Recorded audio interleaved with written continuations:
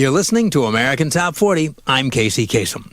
Now, we're up to the number one song in the land, a 300-year-old song that traveled from Africa to Mexico before it finally arrived here in the USA. The song is La Bamba. Now, to find out just where it came from, we consulted with a man who calls himself a bombologist. His name is Tom Miller. He's a travel writer from Tucson, Arizona. And ever since he first heard Ritchie Valens' rock and roll version of La Bamba back in 1959, he's been fascinated with the song and has become an expert. Tom told us La Bamba is a traditional Mexican folk song, a song of celebration often played at weddings. The music's roots are in the Jarocho folk songs of Veracruz, Mexico. He says no one is sure who wrote La Bamba or when, but he once found a reference to the song in a book that dates back to the late 1600s.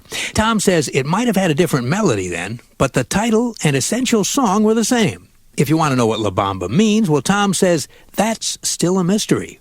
There are a few theories, though, as to where it came from. And the best one is the African theory. He says in the late 1600s, Spaniards brought slaves from Africa who later settled around Veracruz. They were originally from an area in Africa called Bamba. As the song evolved, the title evolved too. End of quote. Just a bit of La Bambology from author Tom Miller of Tucson. Well, that 300-year-old Mexican folk song is more popular now than ever, as once again, it tops the chart. For a second week in a row, the number one song in the USA is by Los Lobos, La Bamba.